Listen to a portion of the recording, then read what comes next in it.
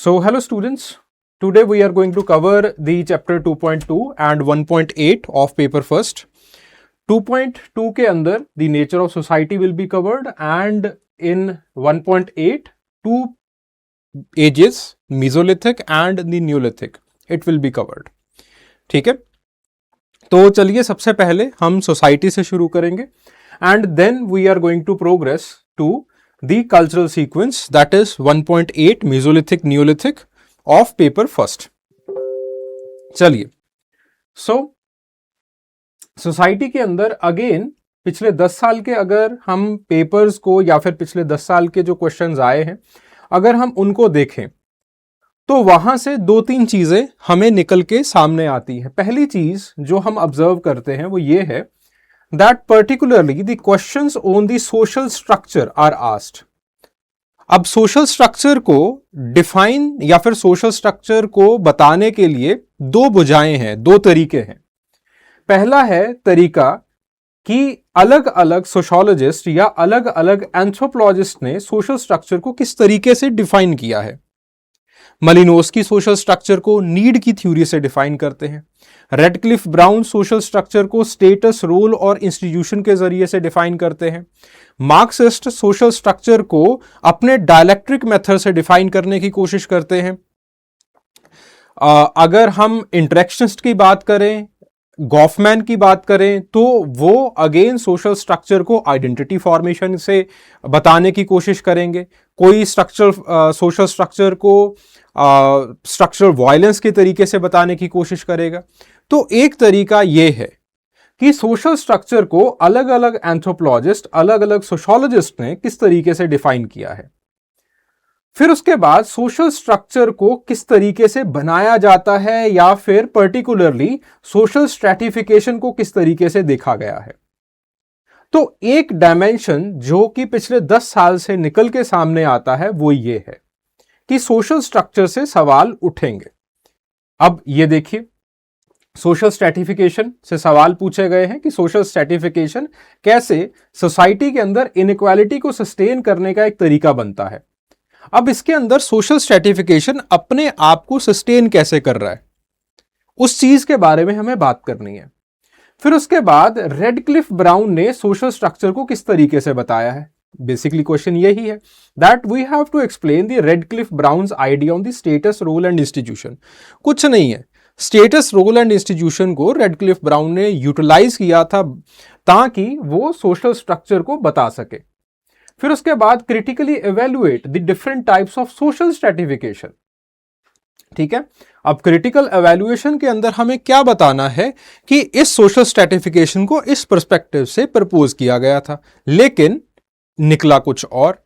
ठीक है, तो this is the critical evaluation. जैसे जैसे हम आगे बढ़ते चले जाएंगे ये चीजें और क्लियर होती चली जाएंगी. फिर उसके बाद एल्विन गॉफमैन ने अगेन टोटल इंस्टीट्यूशंस को प्रपोज किया था आइडेंटिटी फॉर्मेशन के प्रोसेस को बताने के लिए, क्योंकि अक्सर जो सोशोलॉजिस्ट हैं, खास करके जो फंक्शनिस्ट हैं या फिर जो स्ट्रक्चरल फंक्शनिस्ट थे, वो एक इनकल्चराइजेशन या फिर सोशलाइजेशन के ऊपर ज्यादा ध्यान दिया करते थे आइडेंटिटी फॉर्मेशन के लिए. But on the other hand Goffman ये बताते हैं कि आपकी पुरानी आइडेंटिटी स्ट्रिप की जा सकती है और आपके ऊपर नए आइडेंटिटी फॉर्मेशन आपकी की जा सकती है.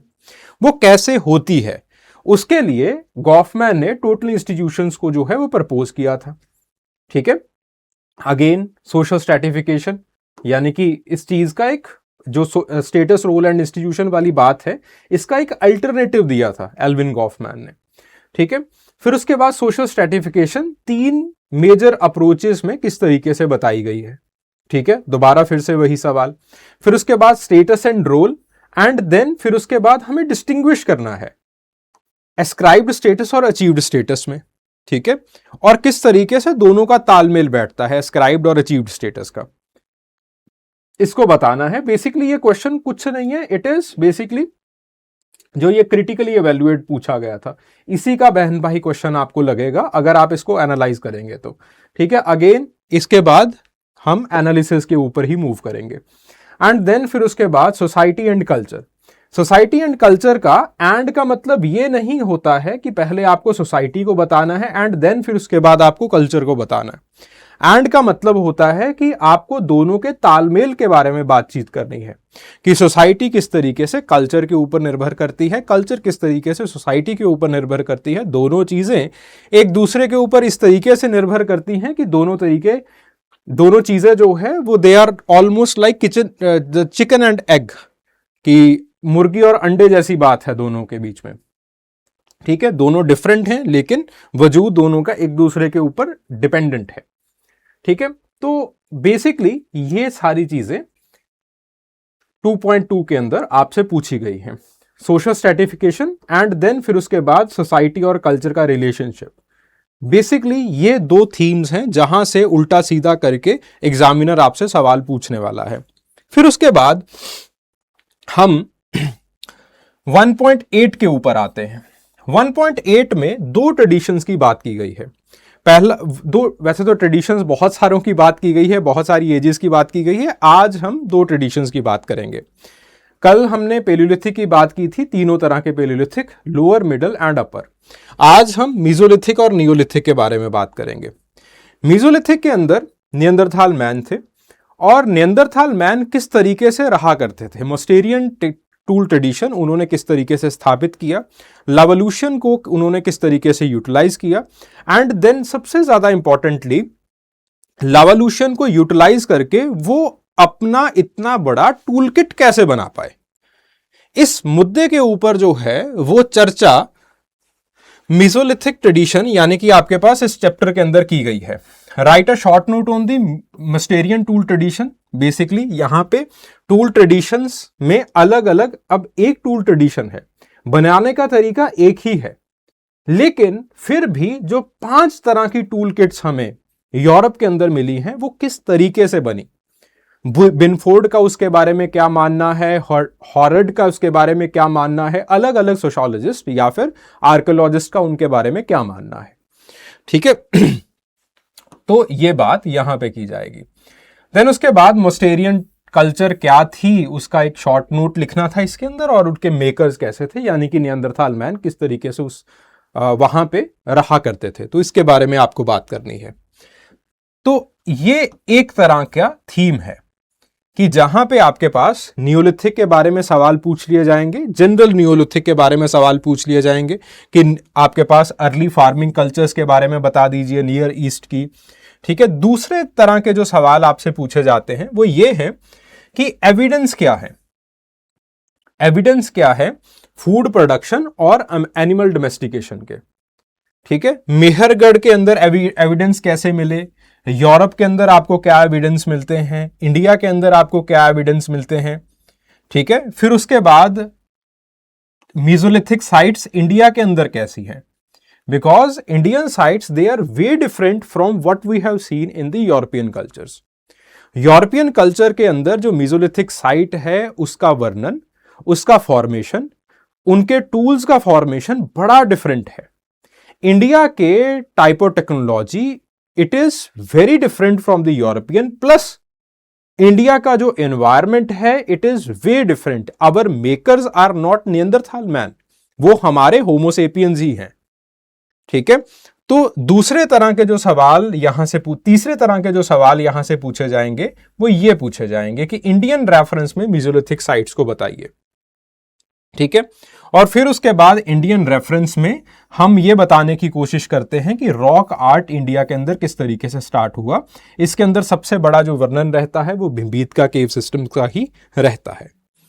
ठीक है, तो मेजरली आपके पास जो भी आप यहां पे क्वेश्चंस देखेंगे वो इसी के आसपास रहेंगे, और बीच में there will be the question cultural impact of iron age, वो एक ही क्वेश्चन पूछा गया है तो मैंने इसी थीम के अंदर लिख दिया।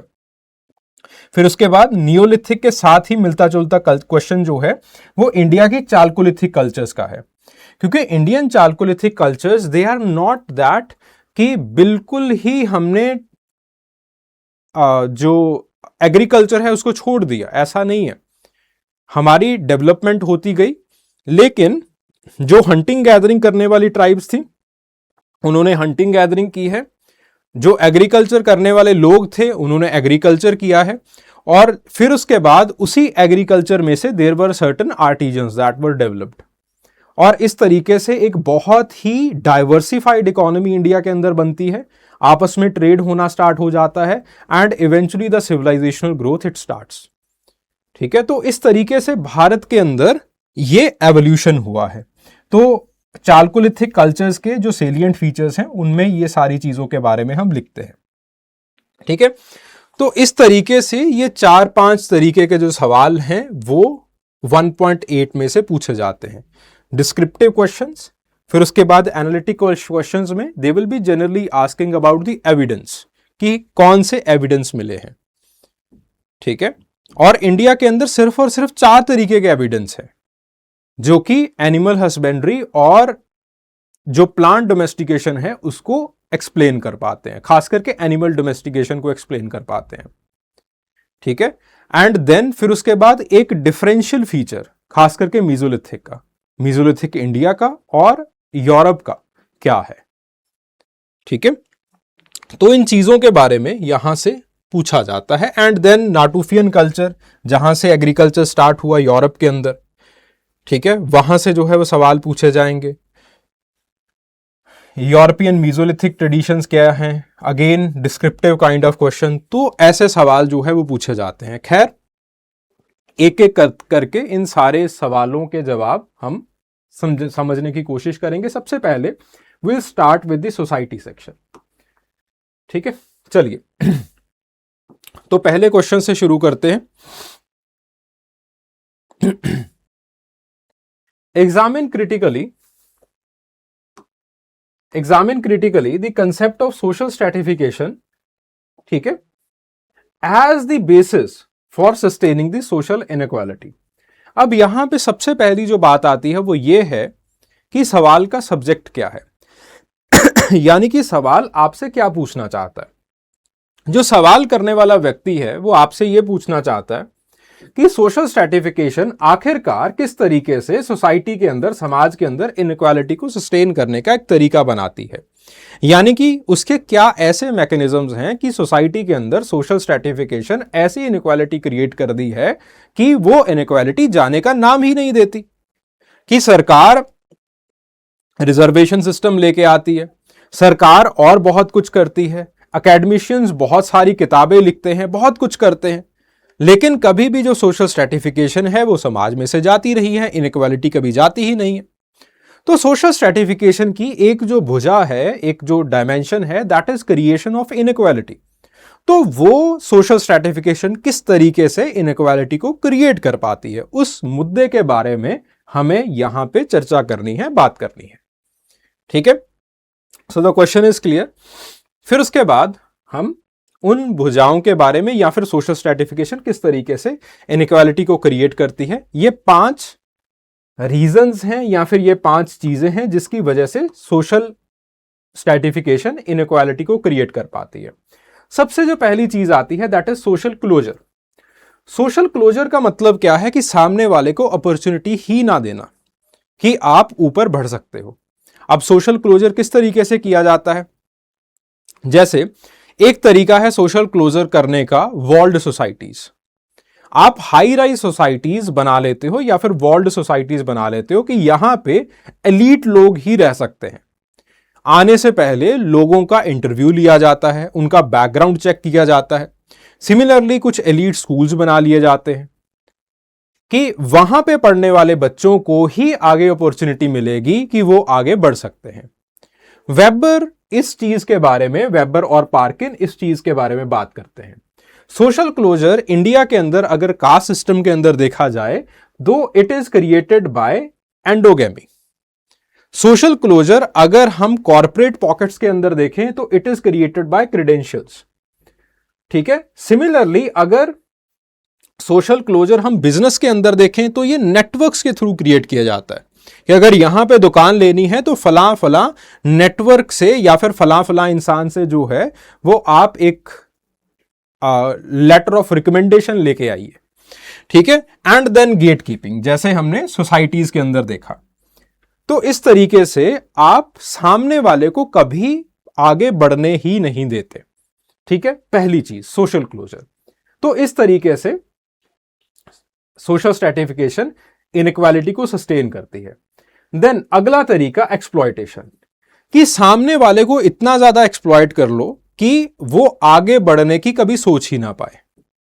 ठीक है, तो कार्ल मार्क्स इस चीज के बारे में बात करते हैं कि किस तरीके से सोसाइटी के अंदर on the basis of the private property कुछ ही लोग मींस ऑफ प्रोडक्शन को ओन करके बैठ जाते हैं और जो बाकी प्रोलिटेरियत है उसको किस तरीके से सुपर एक्सप्लॉइट, बुरी तरीके से एक्सप्लॉइट किया जाता है।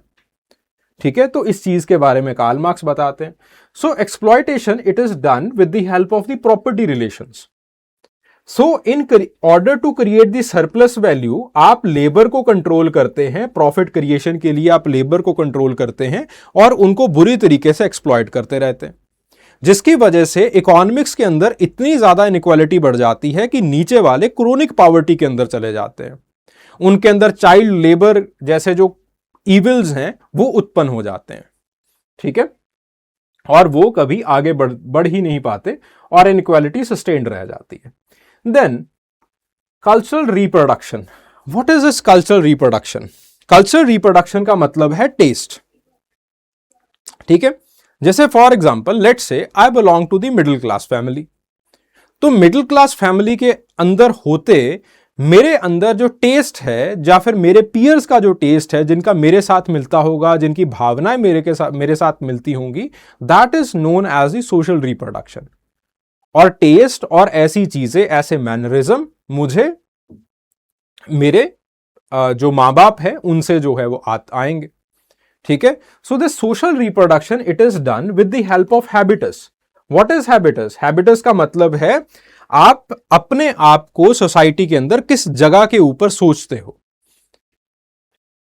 ठीक है, तो आपका जो कॉन्शियंस है वो आपको बताएगा that I am in this particular positioning in the society.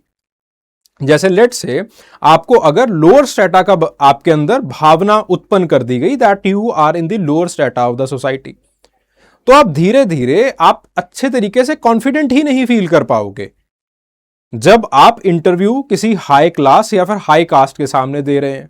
So this is known as habitus, जिसकी वजह से आप कभी ग्रो नहीं कर पाते। देन उसके बाद cultural capital. Cultural capital is basically taste. ठीक है, जैसे for example let say there was a in the medieval period there was a cultural capital कि ज्यादा मीठा जो है वो आपके पास हाई क्लास लोग जो है वो पसंद करते थे, तो जिनको बहुत फीका पसंद था वो जो है वो बहुत बार हाई क्लास सोसाइटीज के अंदर सरवाइव नहीं कर पाते थे। सिमिलरली जैसे फॉर एग्जांपल आजकल एक और चीज है सुशी।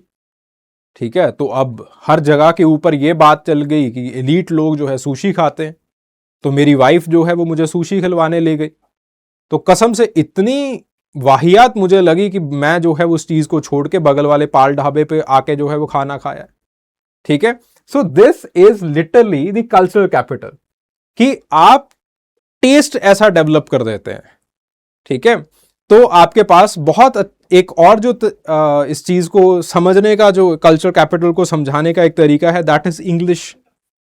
आप इंग्लिश वर्ड्स बोलते हैं, आप सांस्कृतिक लैंग्वेज कई बार बोलना यूज करना शुरू कर देते हैं, जिसकी वजह से कि आप इंटरव्यू के अंदर आपको सिलेक्ट करने के जो चांसेस हैं वो ज्यादा बढ़ जाते हैं विसाविस वो इंसान जो कि देसी भाषा के अंदर बोल रहा है। That is cultural capital. Then symbolic violence.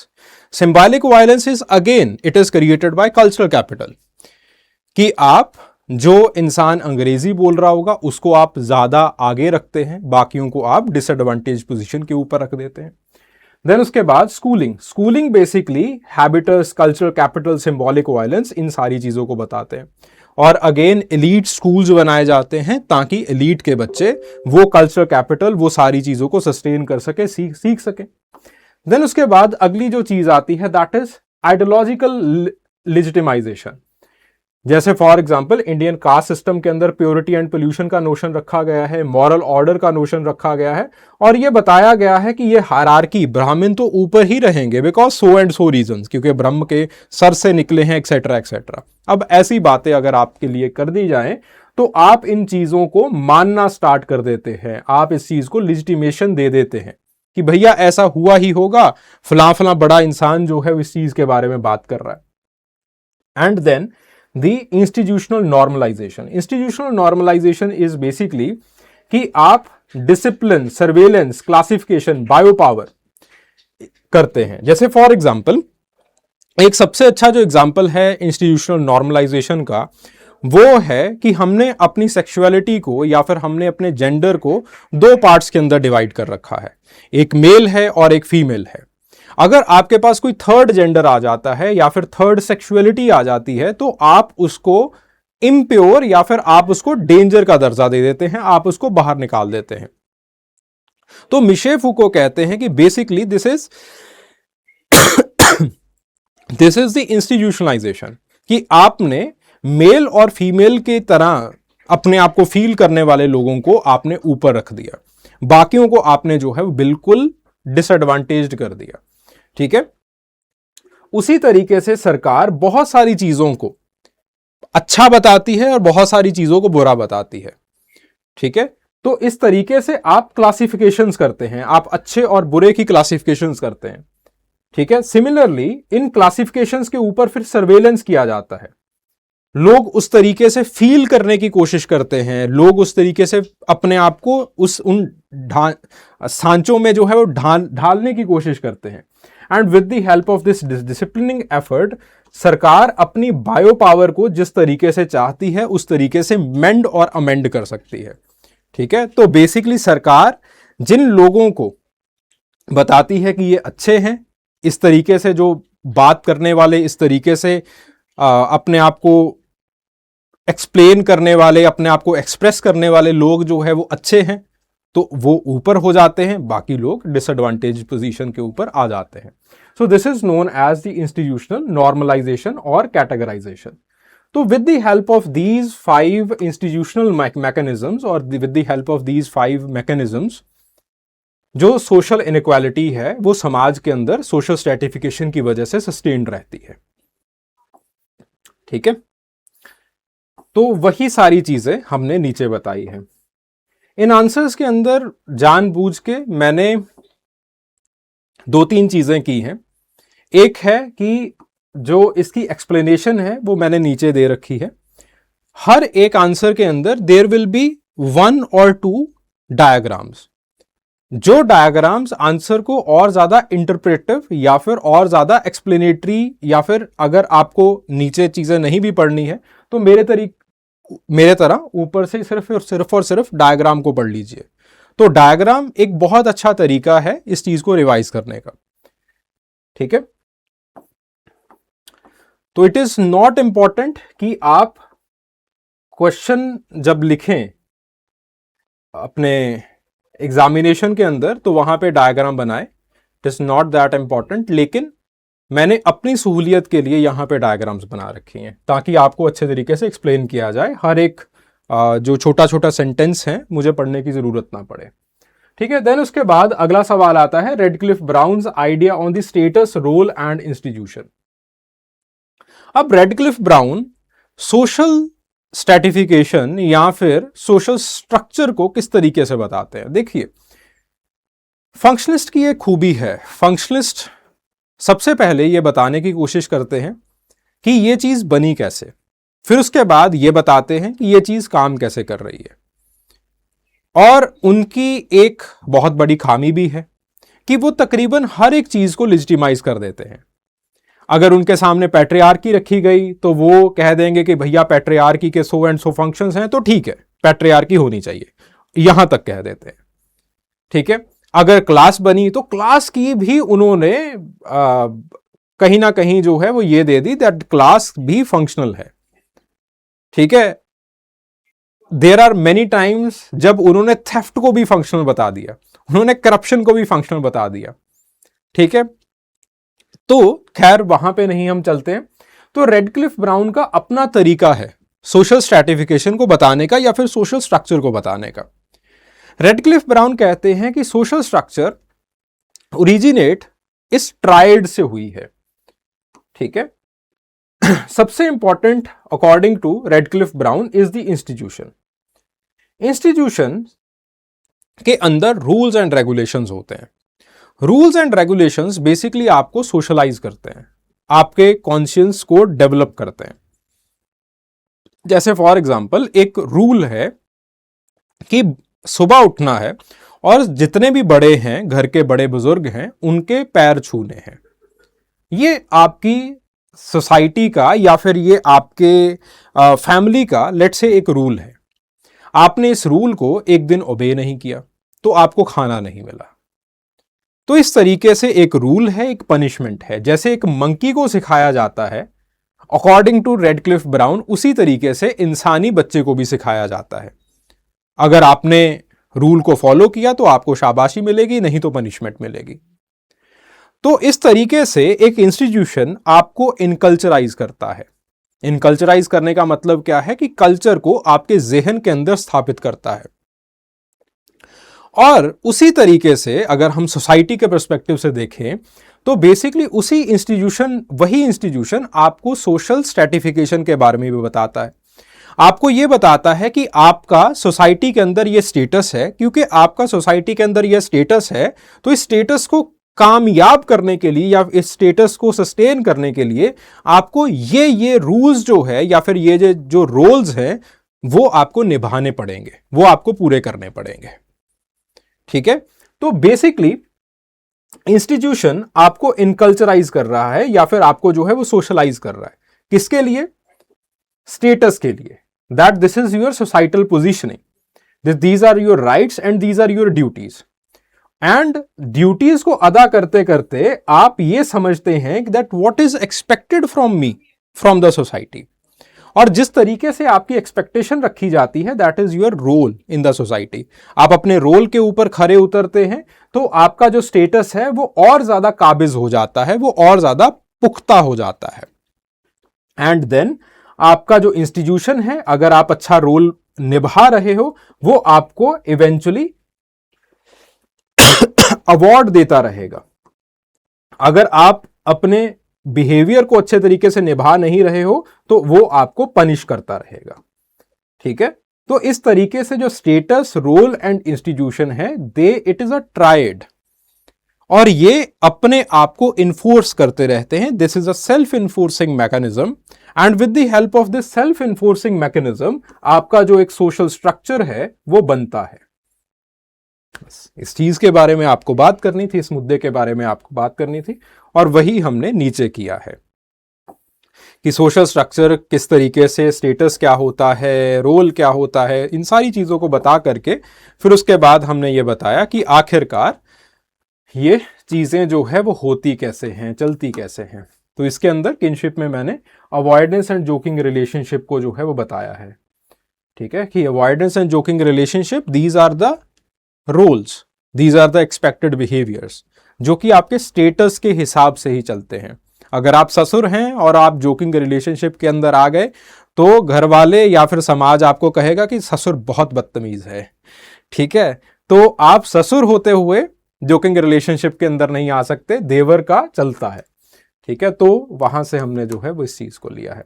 जो इसका सबसे बड़ा क्रिटिक है वो ये है कि इसका एक इक्विलिब्रियम बायस है। फिर उसके बाद एडमंड लीच बताते हैं कि बहुत बार सोसाइटी के अंदर ये सब कुछ, ये सारी चीजें, सामान्य चीजें जो है वो नहीं चलती रहती, सोसाइटी ऑसिलेशंस के थ्रू बढ़ती है आगे। सोसाइटी के अंदर दो तरीके से ऑसिलेशंस होती हैं, एक हार्मोनिक ऑसिलेशंस जिसके अंदर ये सारी चीजें बिल्कुल आपको सोसाइटी के अंदर एज इट इज लगती हुई दिखाई देती हैं। दूसरी होती हैं डिसहार्मोनिक ऑसिलेशंस।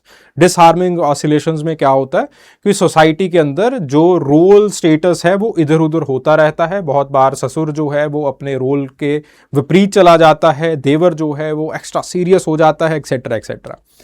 ठीक है, तो एडमंड लीच जो है वो इस तरीके से ऑसिलेटिंग पोजीशनिंग के बारे में बात करते हैं। मैक्स ग्लकमैन जो है वो अगेन बात करते हैं कि पहली बात, ये जो इन्होंने ट्राइड वगैरह बना दिया ये बिल्कुल यूनिवर्सल नहीं है, क्योंकि इन्होंने यूनिवर्सल तरीके से इसको बताया था that it is how the every society should work. ठीक है, मैक्स ग्लकमैन कहते हैं कि हर एक सोसाइटी के अंदर जो कन्फ्लिक्ट है वो इंटीग्रेटेड होता है, that is also the integral part of it. तो हमेशा ये ट्रायड वर्क करे ऐसा बिल्कुल जरूरी नहीं है।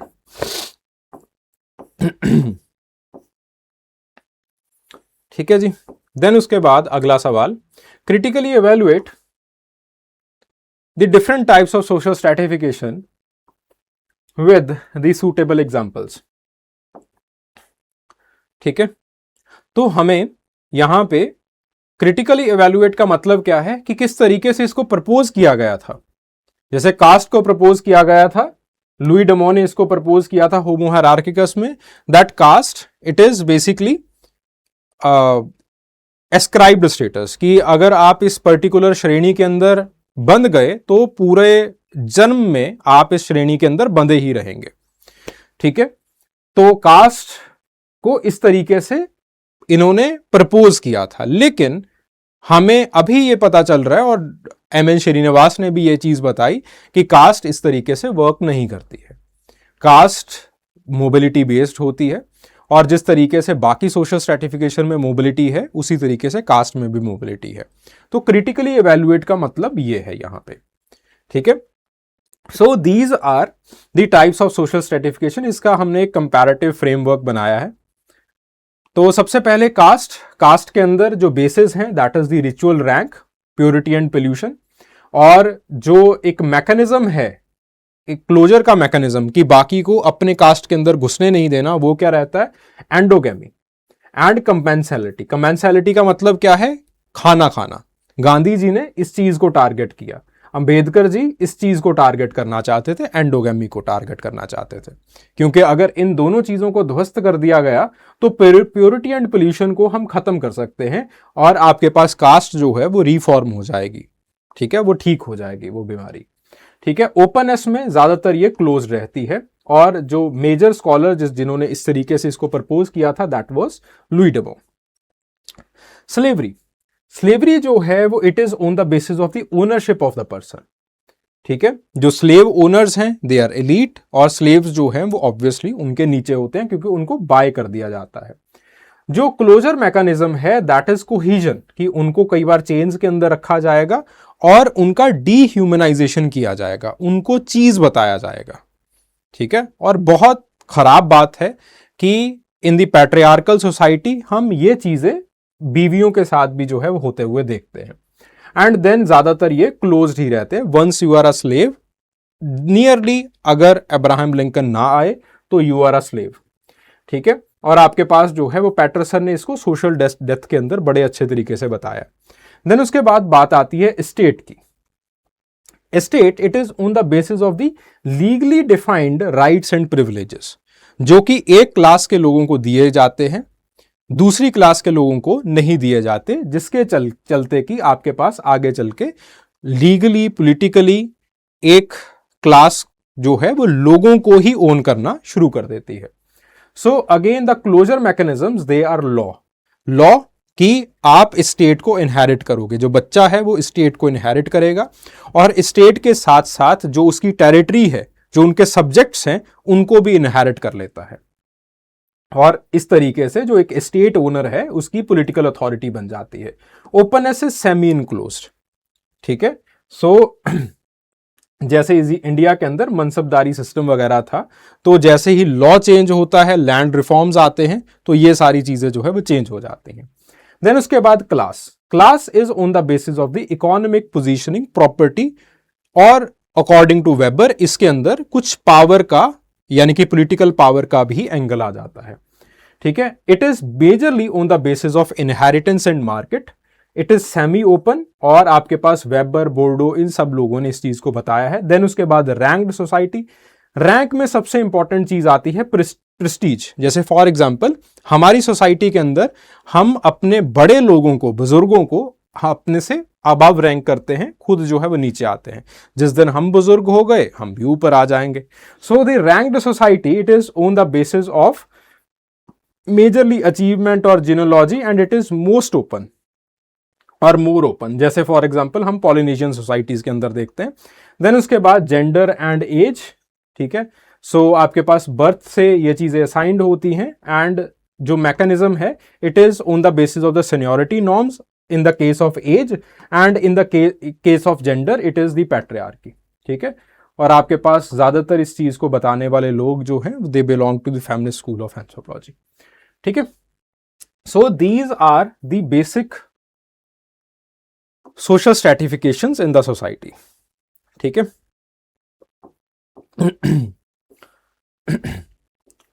तो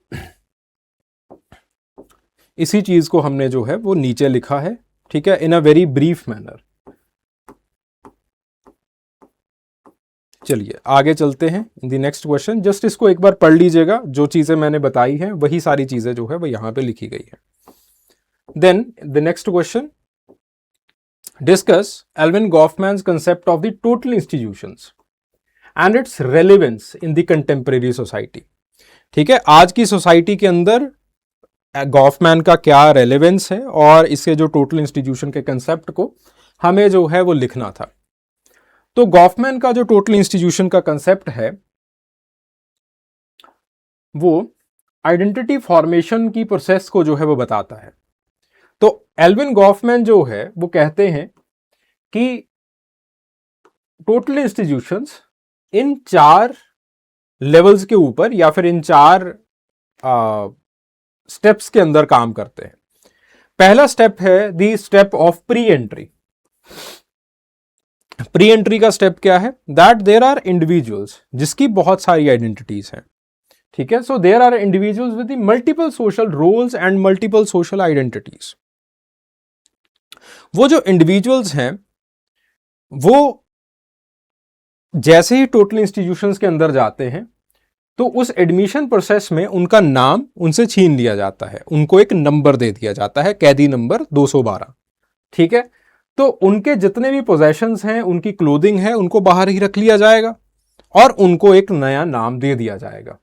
and then the self mortification it starts. आपको जेलर साहब कहते हैं कि बेटा तुम सर्वेलेंस में हो, अभी जैसा हम कहेंगे वैसा ही तुम्हें करना पड़ेगा। अगर हम कहेंगे कि तुम सुबह उठोगे तो तुम सुबह उठोगे, अगर हम कहेंगे कि तुम 2 किलोमीटर दौड़ोगे तो दौड़ोगे। तो इस तरीके से आपकी with the help of discipline, with the help of surveillance, आपके सेल्फ को दोबारा फिर से क्रिएट किया जाता है।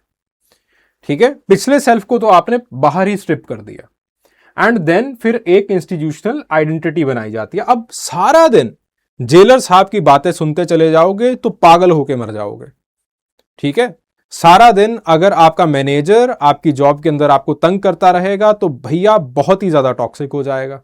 तो यहां पे देयर आर सर्टेन इनमेट्स जो लगभग आप ही की कश्ती में जो है वो सवार होते हैं और वो लोग आपके साथ जोक करते हैं, आपको आपका माहौल, आपका दिमाग थोड़ा बहुत ठंडा करते रहते हैं।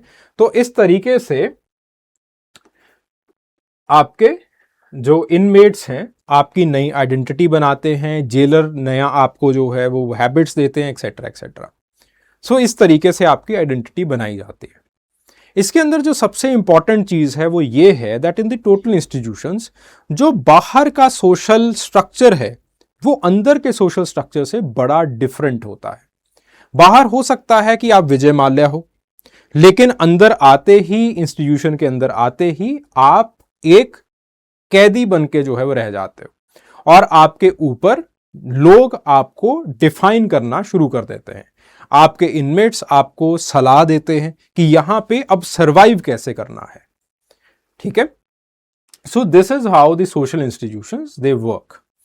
जो सोशल इंस्टीट्यूशन के की फीचर्स हैं, पहली चीज है इनक्लोजर, कि आपको बाहर नहीं जाने दिया जाएगा, आपको उसी इनक्लोज्ड सोसाइटी के अंदर रखा जाएगा।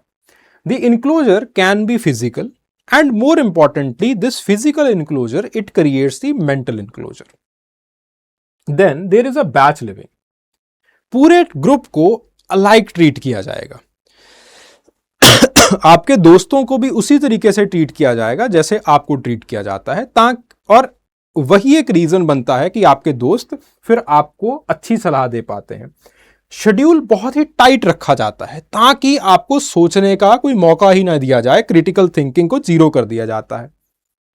And then there is a single authority, there is a proper hierarchy, और उस हायरार्की के बारे में सब लोगों को पता होता है कि इसके ऊपर ये है, इसके ऊपर ये है, etcetera etcetera. And you have to respect that hierarchy, और फॉर्मल रूल्स बनाए जाते हैं, फॉर्मल पॉलिसीज बनाई जाती हैं, and there are certain secondary adjustments. लोग रोते हैं, लोग बहुत ज्यादा मतलब आउटरेज भी करते हैं, उसके बारे में बोलते भी हैं और उनका ग्रीवियंस कहीं ना कहीं रिड्रेस करते रहते हैं। मतलब जो जेलर साहब है उसका ग्रीवियंस कहीं ना कहीं रिड्रेस करते रहते हैं।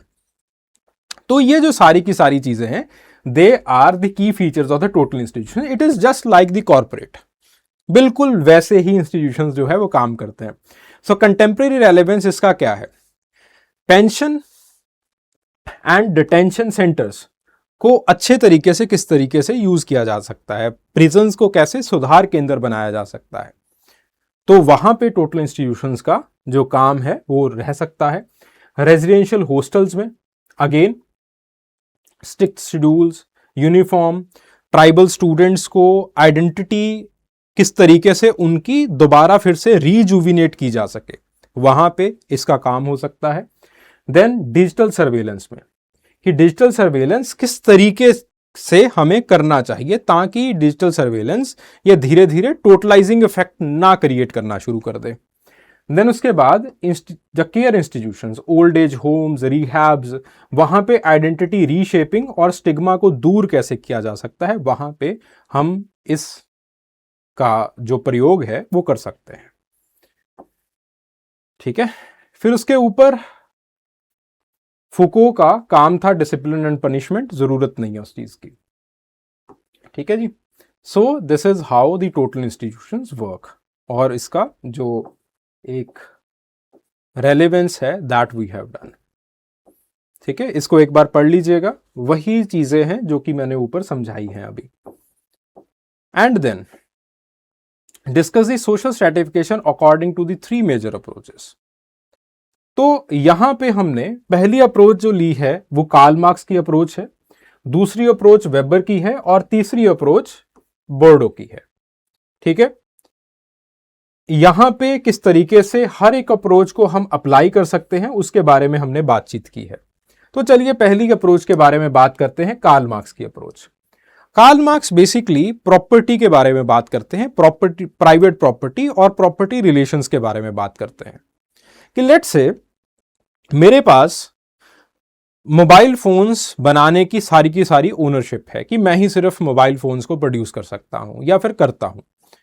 तो अब मेरे ऊपर है कि मैं मोबाइल फोन्स को कितना महंगा बेचूं और कितने पैसे मैं अपने वर्कर्स को दूं। तो बेसिकली सोसाइटी के अंदर 2 तरह की क्लासेस बन जाती हैं। एक क्लास है जो कि ओनरशिप को ओन करती है, दूसरी क्लास जो कि उन लोगों के ऊपर निर्भर करती है पैसे के लिए जो कि ओनरशिप को ओन कर रहे हैं। So these are the property relations. एक के पास प्रॉपर्टी है, दूसरे के पास उस प्राइवेट प्रॉपर्टी, वो प्राइवेट प्रॉपर्टी नहीं है। तो जिसके पास प्राइवेट प्रॉपर्टी है उसको कहा जाता है बोर्जवा, और जिसके पास प्राइवेट प्रॉपर्टी नहीं है और बोर्जवा के ऊपर डिपेंडेंट है उसको कहा जाता है प्रोलिटेरियत। ये जो बोर्जवा है वो बेसिकली एक्सप्लॉयटेशन करना स्टार्ट कर देता है, and exploitation is created or exploitation is done so as to create the surplus value। वो चाहेगा कि प्रोलिटेरियत ज्यादा से ज्यादा बच्चे पैदा करे ताकि बहुत बड़ी फौज मेरे पास हो और कम से कम पैसे में मैं ज्यादा से ज्यादा लोगों को पकड़ सकूं, उनकी लेबर को एक्सप्लॉइट कर सकूं। और ये जो एक्सप्लॉयटेशन का साइकिल है वो चलता रहता है, और ये प्रॉपर्टी जो है वो अगेन क्लास रिप्रोडक्शन करती रहेगी। एक को एक्सप्लॉइट करते रहोगे, जितना ज्यादा एक्सप्लॉइट करोगे उतना ज्यादा वो इंसान आपके ऊपर डिपेंडेंट होता चला जाएगा। ठीक है, दूसरा उसको एक्सप्लॉइट करेगा ताकि ये और ज्यादा मेरे ऊपर डिपेंडेंट होता चला जाए और एक्सप्लॉइटेशन से ही उसका प्रॉफिट मार्जिन निकलेगा। एंड इस तरीके से एक फास्ट कॉन्शियसनेस बन जाती है कि that this is how the society works. और हम बहुत बार जो बोर्जवा है उसको जजमान का नाम दे देते हैं, अपना आदरणीय जो है वो बना लिया जाता है। ठीक है, तो इस तरीके से कार्ल मार्क्स ये बताते हैं कि आपको इस फॉल्स कॉन्शियसनेस में से बाहर निकलना पड़ेगा और आपको जो प्रॉपर्टी रिलेशनशिप्स हैं, प्राइवेट प्रॉपर्टी को खत्म करना पड़ेगा, क्योंकि यही चीज आपकी एक्सप्लॉयटेशन का कारण बनी हुई है। दूसरे हैं वेबर। वेबर कहते हैं कि सिर्फ और सिर्फ इकोनॉमिक्स काफी नहीं है सोसाइटी के रिलेशनशिप को या फिर सोशल स्ट्रेटिफिकेशन को बताने के लिए। 3 चीजें हैं, क्लास है, स्टेटस है और पार्टी है। 3 चीजें बेसिकली सोशल स्ट्रेटिफिकेशन को बनाते हैं। क्लास है, जैसे मार्क्स ने इस चीज को बताया कि आपकी मार्केट पोजीशनिंग क्या है, स्टेटस है कि आपका सोशल ऑनर क्या है। जैसे फॉर एग्जांपल हम कास्ट सिस्टम के अंदर स्टेटस की बात करते हैं कि ये इंसान इस वजह से इस पेडिस्ट्रियन के ऊपर है, मैंने बहुत पढ़ लिख लिया, मैं बहुत ज्ञानी हो गया, तो इसलिए I am on this particular pedestrian. And then party, party का मतलब क्या है कि आपकी पॉलिटिकल पावर क्या है, आपकी फैन फॉलोइंग कितनी है, तो दैट इज पार्टी।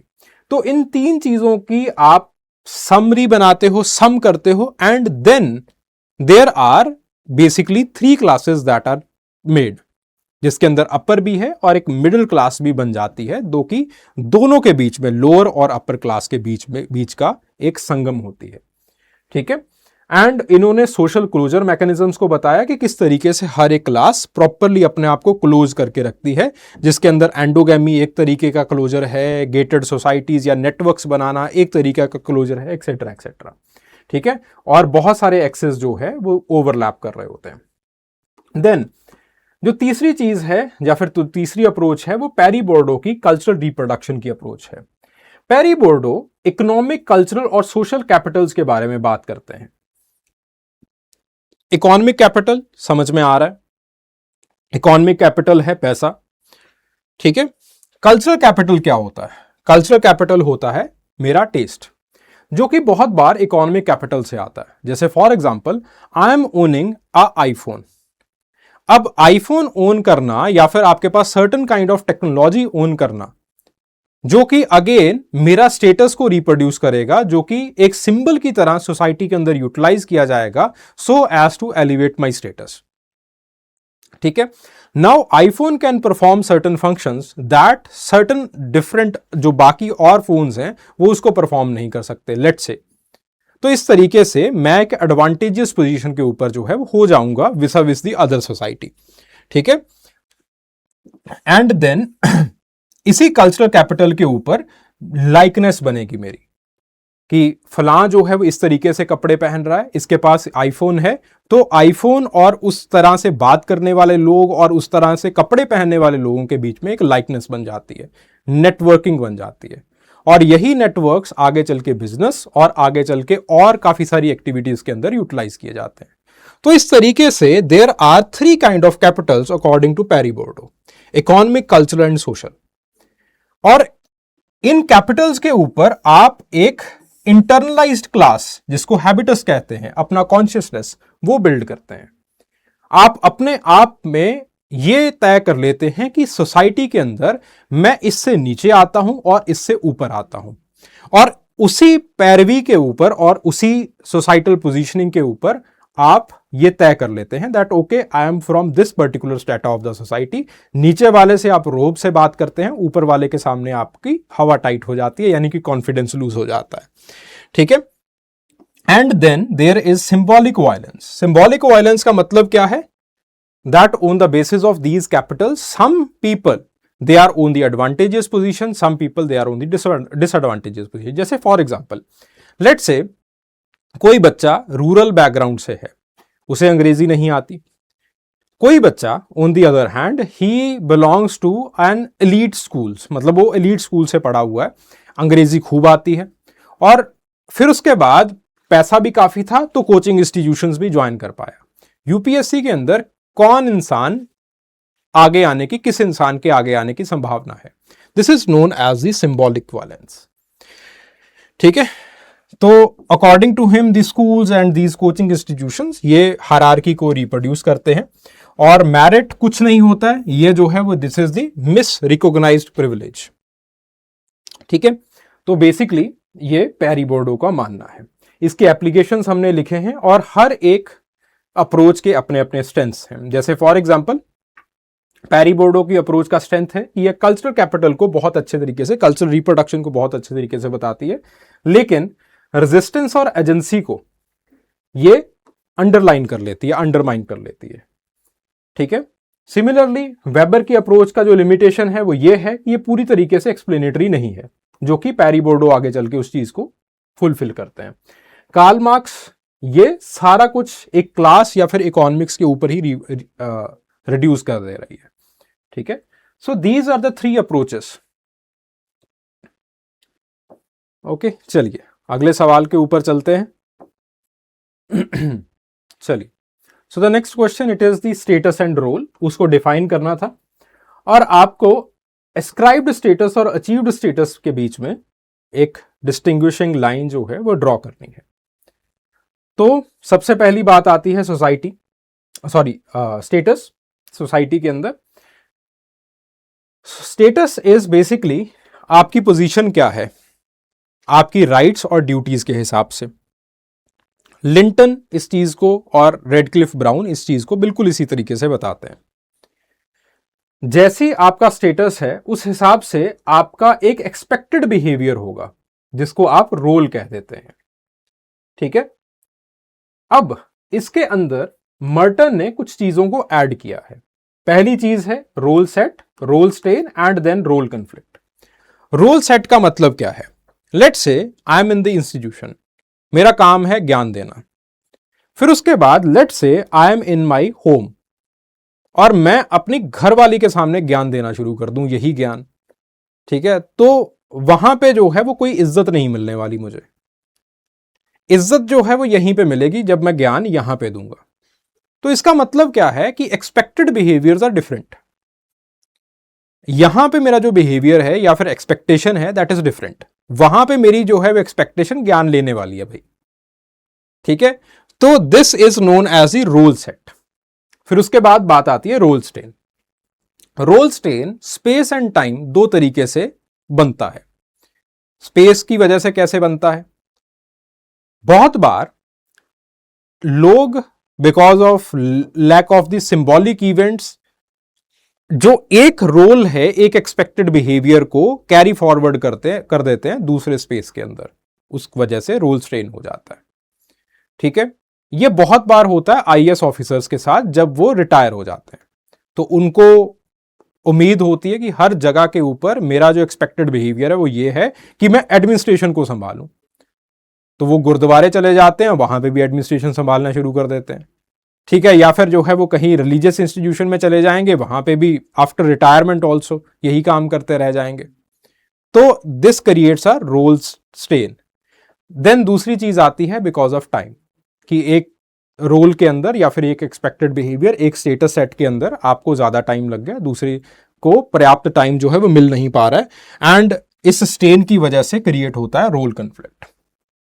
ठीक है, तो मर्टन की खासियत यह है कि मर्टन जो सिंबॉलिक इवेंट्स हैं उनको बहुत बड़ी अहमियत देते हैं। सिंबॉलिक इवेंट्स का मतलब क्या है कि जैसे ही मैं इस स्टूडियो के अंदर घुसूंगा तो मुझे यहां पे लैपटॉप दिखाई देगा, कैमरा दिखाई देगा और ये स्टूडियो दिखाई देगा। दीज आर द सिंबल्स, जिसकी वजह से मुझे अपने रोल के अंदर आने के लिए एक अच्छा खासा टाइम और एक अच्छी खासी जो एक्सरसाइज है वो मिल जाएगी, मेरे कॉन्शियस जो है प्रिपेयर हो जाएगी फॉर दैट ड्रामा। इसीलिए उन्होंने कंसेप्ट दिया था ड्रामाटर्जी का, कि I am doing nothing but I am just performing my self, it's just a performance. ये मेरा ट्रू सेल्फ नहीं है जो मैं यहां पे बात कर रहा हूं आपके सामने। इट्स लाइक कि ये जो सारे के सारे सिंबल्स हैं, इन सारे के सारे सिंबल्स को देख करके मैं एक रोल ऑफ अ टीचर, एक expected behaviour of a teacher उसके अंदर आ चुका हूं। तो मैं आपके सामने ये ड्रामा जो है वो रच रहा हूं। सिमिलरली मैं घर में जाऊंगा, घर की दीवार होगी, घर का जो है वो आपके पास वो सोफा सेट, वो सारी चीजें होंगी। तो इन चीजों को देख करके I will be in a different role, I will be in a different expected behaviour. तो वहां पे मैं जो है वो ड्रामा पतिदेव होने का करूंगा। ठीक है, तो इस तरीके से आपके पास मर्टन सिंबल्स को ऐड करते हैं, ड्रामाटर्जी को ऐड करते हैं, कि इंसान जो है वो परफॉर्म कर रहा होता है हर वक्त। सो ऐसे उन जो है वो स्टेटस एंड रोल को बताया गया है। स्टेटस एंड रोल दो तरीके से डिवाइड किए गए हैं, ascribed and achieved status, and this division it is primarily linked to mister Linton. तो लिंटन दो तरीके से इस चीज को जो है वो डिवाइड करते हैं। एस्क्राइब्ड स्टेटस जो कि बर्थ से असाइन हो जाते हैं, अचीव्ड स्टेटस जो कि ज्यादा वॉलंटरी होते हैं। जैसे एस्क्राइब्ड स्टेटस में जेंडर, कास्ट, किनशिप, पोजीशनिंग ये सारा कुछ आ जाता है। अचीव्ड स्टेटस में एजुकेशन, ऑक्यूपेशन, ये सारी चीजें आ जाती हैं। दोनों के बीच की जो डिस्टिंक्शन है वो बहुत ज्यादा ब्लर होती है। ब्लर क्यों होती है? क्योंकि जो आपका एस्क्राइब्ड स्टेटस है वही आपकी कल्चरल कैपिटल को भी बनाएगा। याद करो पैरी बोर्ड, ठीक है। वो कल्चरल कैपिटल आपको कितना एक्सेस होगा कोचिंग इंस्टीट्यूशंस का, अंग्रेजी स्कूलों का, वही कल्चरल कैपिटल या फिर वही जो इकोनॉमिक कैपिटल है वो आपका आगे चल के सोशल कैपिटल को इनरिच करेंगे, वही आपकी पोजीशनिंग को जो है वो बनाएंगे। एंड उसी तरीके से आपकी मेरिट के अंदर एडवांटेजेस और डिसएडवांटेजेस होने के जो एक प्रोबेबिलिटी है वो बनेगी। देन उसके बाद जो अगली चीज आती है that is status inconsistency. Status inconsistency का मतलब क्या है कि आपके पास हाई अचीव्ड लो एस्क्राइब्ड स्टेटस बहुत बार होता है। जैसे for example Dalit officers, Dalit IAS officers की आप जो एस्क्राइब्ड स्टेटस था वो छोटा था, लेकिन जो अचीव्ड स्टेटस था वो आपने काफी अच्छा अचीव कर लिया। And then there is a role conflict under modernity. जैसे फॉर एग्जांपल वर्किंग विमेन का एग्जांपल ले लिया कि अचीवमेंट काफी अच्छी है लेकिन घरेलू प्रेशर्स बहुत ज्यादा थे जिसकी वजह से उनको जॉब छोड़नी पड़ गई, ठीक है। तो बहुत बार आपके पास जो एस्क्राइब्ड स्टेटस हैं और जो अचीव्ड स्टेटस हैं दोनों एक दूसरे के साथ ओवरलैप कर रहे होते हैं, ठीक है। So this is the distinction between both. Okay, तो इन्हीं सारी चीजों को हमने नीचे लिख रखा है। देन उसके बाद बात आती है दी सोसाइटी एंड कल्चर, कि दोनों के बीच में क्या डिफरेंस है, दोनों के बीच में क्या डिस्टिंक्शंस हैं। तो society it is the organic self. Organic self जैसे हम दोनों बात कर रहे हैं, तो हमारे रिलेशनशिप्स को, हमारे जो बॉन्ड्स हैं इनको सोसाइटी का पार्ट माना जाएगा। फिर उसके बाद बात आती है कल्चर की। बात करने के लिए एक लैंग्वेज की जरूरत होगी। Language is the part of culture. Language को सीखने के लिए हमें अपने रिलेशनशिप्स बनाने की जरूरत पड़ेगी, टीचर की जरूरत पड़ेगी, टीचर और स्टूडेंट का रिलेशनशिप एस्टेब्लिश होगा, तो वो सोसाइटी का पार्ट है। तो कल्चर बहुत बार एक मीडियम बन जाती है सोसाइटी की एग्जिस्टेंस के लिए, और सोसाइटी बहुत बार खुद एक मीडियम बन जाती है, खुद एक जरिया बन जाती है कल्चरल रिप्रोडक्शन का या फिर कल्चर के उत्थान का, ठीक है। तो उसी चीज के ऊपर यहां पे बात की गई है। Society it is basically constituent of the organised relationships, जैसे टीचर और स्टूडेंट का रिलेशनशिप हो गया। इसके अंदर सोशल ग्रुप्स आ जाते हैं, इंस्टीट्यूशंस आते हैं, सोशल स्ट्रेटिफिकेशन आ जाती है, नॉर्म्स आ जाते हैं, स्ट्रक्चरल रिलेशंस आ जाते हैं। ये सारी चीजें, जिन चीजों को हम यहां पे देख सकते हैं, इन जिन चीजों को हम यहां पे अनुभव कर सकते हैं। On the other hand culture, culture is the learned practice. जैसे फॉर एग्जाम्पल मैं आपके सामने बिहेव कर रहा हूं, आपके सामने चल रहा हूं, तो किस पोस्चर के अंदर मेरा चाल चलन है। सिमिलरली जो मैं लैंग्वेज बोल रहा हूं, जो मैं वर्ड्स बोल रहा हूं, जिस लहजे में बोल रहा हूं, या फिर जिस टोन में मेरी जो है वो बात निकल रही है, तो वो सारी की सारी चीजें that is the those are the learned practices, that is the part and parcel of culture. Symbolic meanings हो गए, लैंग्वेज हो गई, आर्ट हो गई, वेब ऑफ सिग्निफिकेंस हो गया। वेब ऑफ सिग्निफिकेंस का मतलब क्या है कि बहुत बार एक पर्टिकुलर सिंबल का अलग अलग सोशल कंटेक्स्ट में अलग अलग मीनिंग है। जैसे फॉर एग्जांपल आंख मारना, अगर आप क्लासरूम में हो, टीचर आंख मारे, उसका मतलब बहुत ही ज्यादा डिफरेंट है। नुक्कड़ पे कोई किसी ने आंख मारी, वहां पे मतलब बिल्कुल डिफरेंट है। कॉर्पोरेट मीटिंग्स के अंदर मतलब बिल्कुल डिफरेंट है। तो इस तरीके से this is known as the web of significance. तो web of significance it is the part of culture. Thick description कि किस तरीके से आप चीजों को कंटेक्चुअलाइज करके उसके अंडरलाइंग मीनिंग्स निकालते हो, ठीक है। Transmitted traditions, rituals, moral codes, ये सारी चीजें कल्चर का पार्ट आ जाती है, ठीक है। तो आपके पास सोसाइटी एक आर्किटेक्चर होता है, जो चीजें आप देख पाते हो, जो कमरे आप देख पाते हो, लेकिन कल्चर जो है that is it's a interior design. आप उसके अंदर व्हाट आर द एस्थेटिक्स, आप उस आर्किटेक्चरल डिजाइन बनाने के लिए what is the blueprint, what is the major idea, that is the culture, ठीक है। तो बहुत सिंपल तरीके से लिखा जाता है कि जो पोइम आपके दिमाग में है that is the part of culture, लेकिन जब आप उसको पेन के साथ लिख रहे हो और किसी को दे रहे हो that is the part of society, ठीक है। तो इस तरीके से सोसाइटी एंड कल्चर को समझाया जाता है, ओके। तो अलग अलग इंस्टांसेस के अंदर हमने इसका जो है वो इंटरडिपेंडेंस दिखाया। जैसे फैमिली के अंदर अगर देखा जाए तो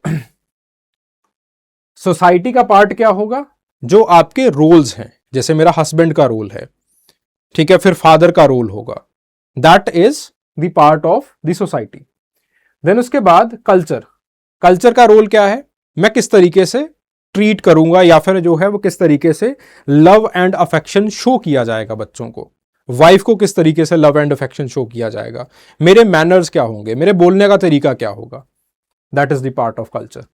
सिमिलरली फूड के अंदर किसके साथ बैठ के खा रहे हो, ठीक है, that is the part of society. Culture के अंदर क्या खा रहे हो, टेस्ट क्या है, इसको अच्छा क्यों माना गया है, इसको बुरा क्यों माना गया है, इसको टेस्टी क्यों माना गया है, that is the part of culture. Language में सोशल प्रेस्टीज को क्रिएट करने के लिए आप कौन सी लैंग्वेज यूज कर रहे हो, सोशल स्ट्रेटिफिकेशन के लिए आप कौन सी लैंग्वेज यूज कर रहे हो। कल्चर में लैंग्वेज को देखा जाएगा कि किस तरीके से लोग अपने एक्सप्रेशन, जैसे फॉर एग्जांपल जो अफ्रो अमेरिकन्स हैं वो जानबूझ के ऐसा डायलेक्ट बोलते हैं, खराब अंग्रेजी बोलते हैं, जिसके जरिए कि वो अपना एक्सप्रेशन बता सकें that we are not Americans, we are Afro Americans, ठीक है। तो that is the part of culture, okay. तो आपके पास this is the inter relationship between the society and culture, okay. I hope this is clear. तो वही सारी चीजें हमने नीचे भी लिख रखी हैं, ठीक है जी। I hope this is all clear. हमने we have all done the chapter 2.2 society. अब हम आर्कियोलॉजी के ऊपर आते हैं। तो आर्कियोलॉजी के अंदर जो पहला सवाल है that is right a note on the Mousterian tool tradition. Mousterian culture क्या है और उनके मेकर्स क्या है। तो मोस्टेरियन टूल ट्रेडिशन के अंदर जो सबसे इंपॉर्टेंट कंसेप्ट है that is the Levallois concept. Mousterian tool tradition ज्यादातर जितने भी टूल्स हैं वो लवोल्यूशन टेक्निक से बने हुए हैं, ठीक है। और लवोल्यूशन टेक्निक के अंदर किया क्या जाता है, these are the 5 steps that are used in the Levallois tool technique, ठीक है। जो पहला स्टेप है वो ये है दैट आप एक अनवर्कड स्टोन लेते हो एंड उस स्टोन को, जैसे दिस इज द स्टोन, आप उस स्टोन को इस तरीके से मारना शुरू कर देते हो उसके डॉर्सल सरफेस के ऊपर, ठीक है। डॉर्सल सरफेस के ऊपर आप उसको मारना शुरू कर देते हो और इस तरीके से अलग अलग जो फ्लेक्स हैं उनको निकालना शुरू कर दिया जाता है, ठीक है। अब लेट से आपके पास काफी बड़ा स्टोन था, काफी बड़ा जो है वो आपके पास स्टोन था, इस तरीके से आपने डॉर्सल सरफेस के ऊपर मारना शुरू किया और अलग अलग फ्लेक्स जो है उसके निकालने शुरू कर दिए। फिर आप क्या करते हो, the next step it is the platform preparation. Platform preparation में क्या किया जाता है कि यहां से इस तरीके से स्ट्राइक किया जाता है तो उसका जो नीचे वाला हिस्सा है वो निकल जाता है, ठीक है।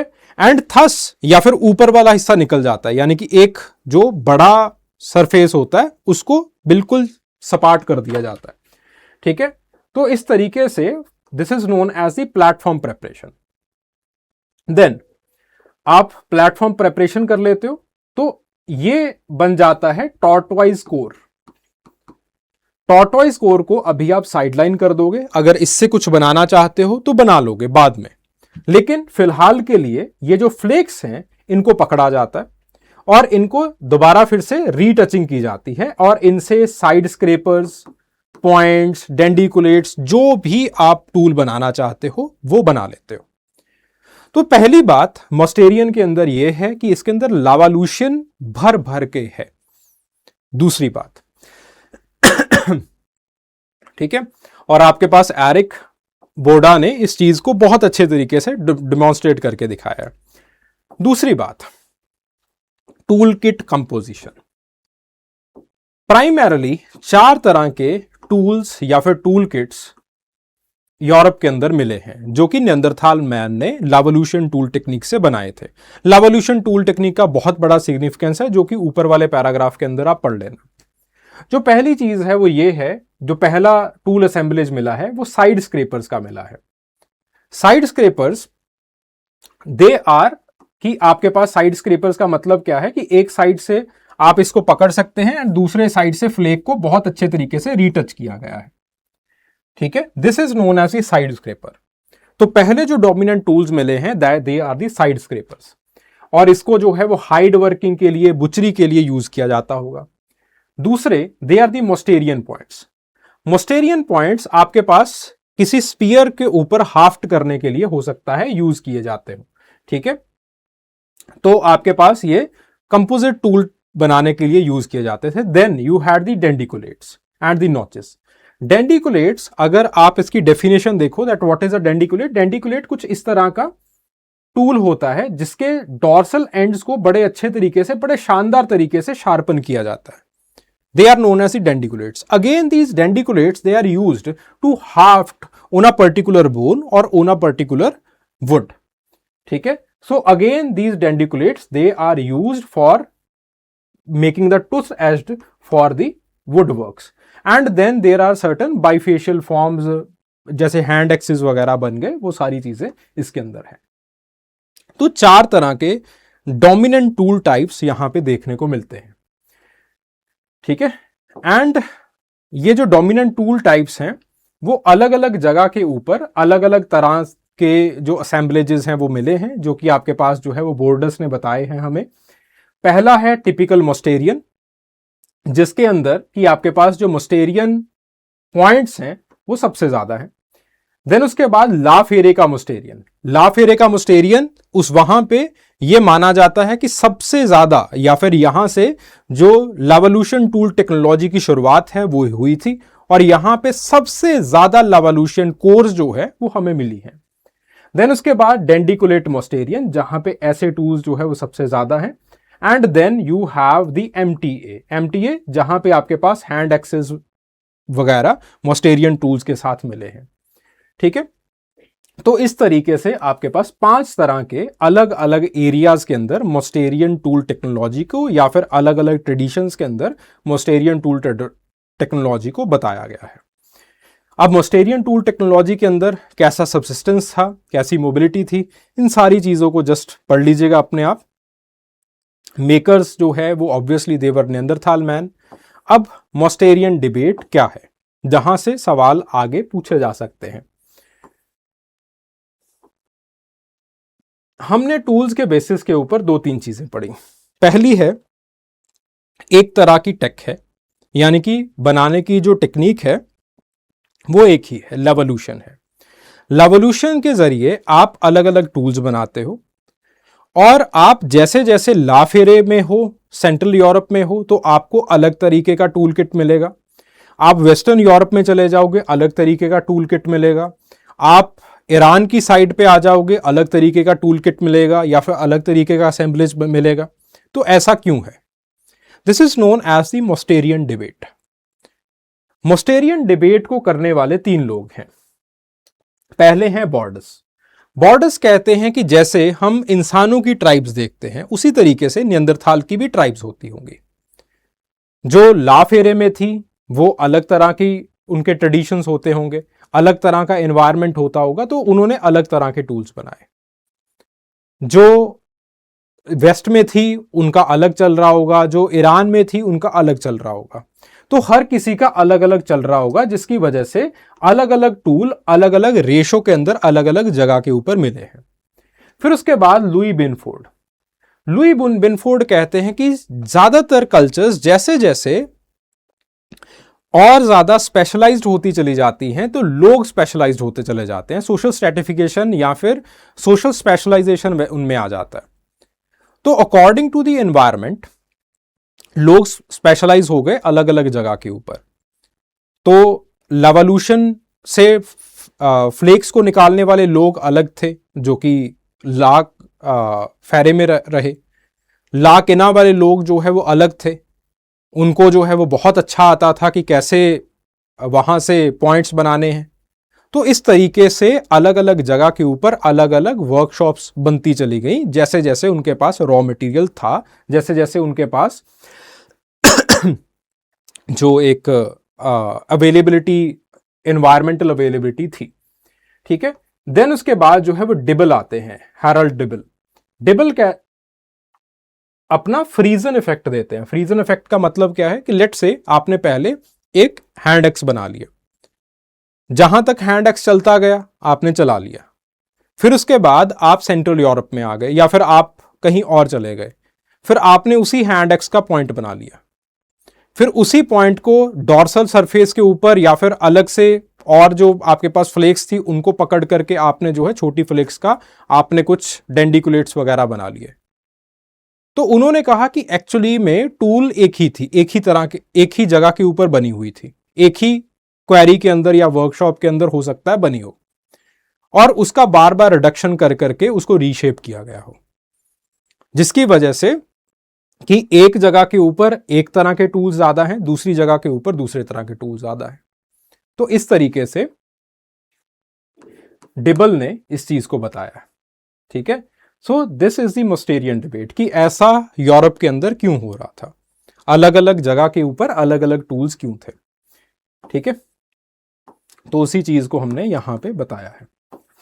ठीक है, बाकी नियंदरथाल मैन कैसा था, वहां पे स्पेशल पोजीशनिंग कैसी थी, वो सारी चीजें एक बार आप ऊपर खुद से पढ़ लीजिएगा। ठीक है, I hope you have already done because it's a revision series. Then उसके बाद बात आती है describe the evidences of the food production and domestication with special reference to Mehrgarh.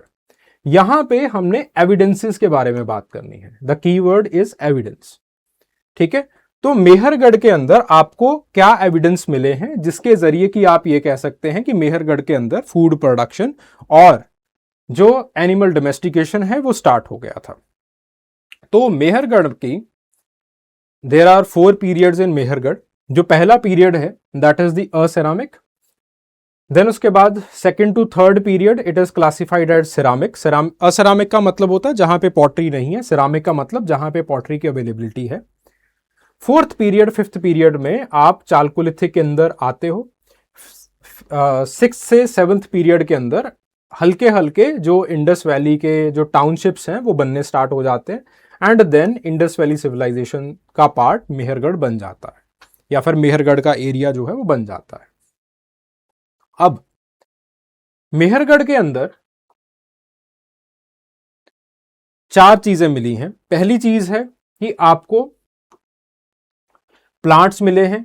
ठीक है, that we have seen in the first phase, जो उसका असेरामिक phase है उसके अंदर, कि जो एक वाइल्ड वैरायटी ऑफ बार्ले या वीट हुआ करती थी वो धीरे धीरे छोटी होती चली गई।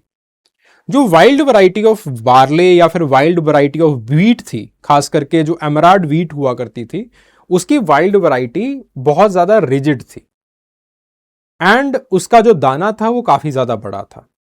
तो हमने असेरामिक स्टेज के अंदर ही ये देखा है कि वाइल्ड वैरायटी का जो दाना है या फिर जो उसका जो उसके फॉसिल हमें मिले हैं उसका जो साइज है इट इज रिड्यूस्ड। वही चीज हमें एनिमल्स के अंदर भी मिली है। एनिमल के अंदर जो वाइल्ड वैरायटी ऑफ कैटल हमने देखी है, वेदर इट इज इन दी गुजरात, वो काफी बड़ी थी, उसका साइज काफी बड़ा था। लेकिन जो हमें मेहरगढ़ के अंदर मिली है उसके साइज का रिडक्शन मिला है। प्लस उसी के साथ साथ जो हमने एक स्पेसिफिक जेंडर ऑफ कैटल था, खास करके हम ये देखते हैं कि क्योंकि गायें तो दूध दे देती है तो उसको संभाला जाता है, लेकिन बहुत बार जो गाय का मेल प्रोजनी है उसको मार दिया जाता है, उसको कर्ल किया जाता है। तो वो जो आपके पास जेंडर स्पेसिफिक कर्लिंग है वो हमें यहां पे मिली थी।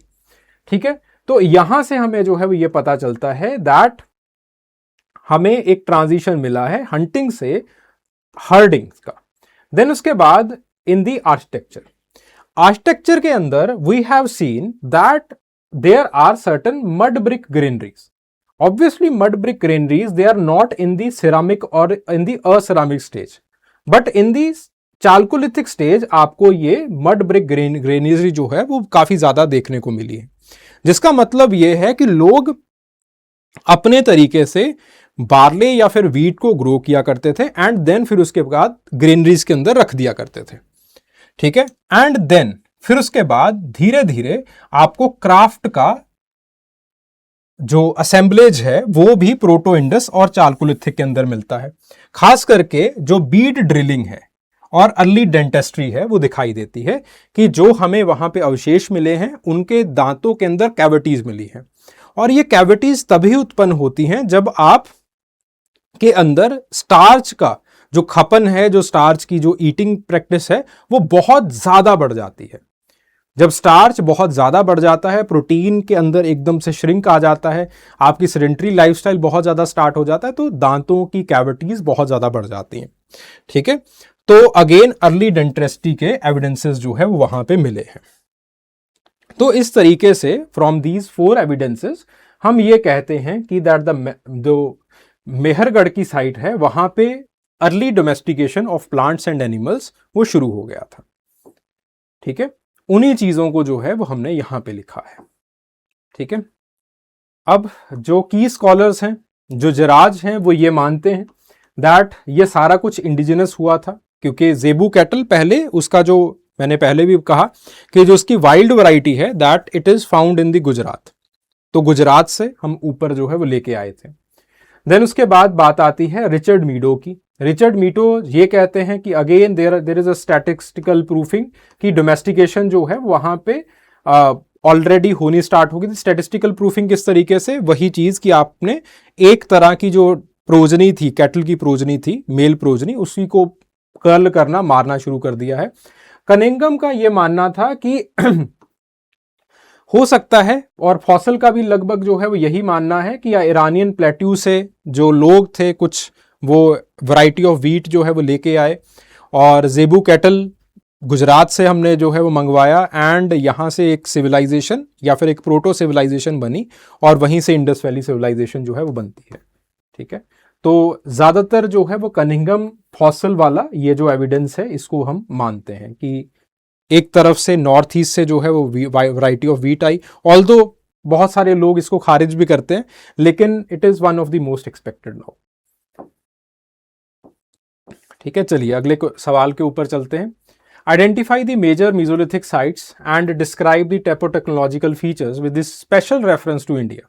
ठीक है, अब वहां पे रेफरेंस क्या था, यूरोप का रेफरेंस था, यहां पे हमें इंडिया के पर्सपेक्टिव से बात करनी है। इसके जो कुछ मेजर मीजोलिथिक साइट्स है उसको बता देना है, और जो इसके मेजर टोपोलॉजिकल फीचर्स हैं उसके बारे में हमें बात कर देनी है।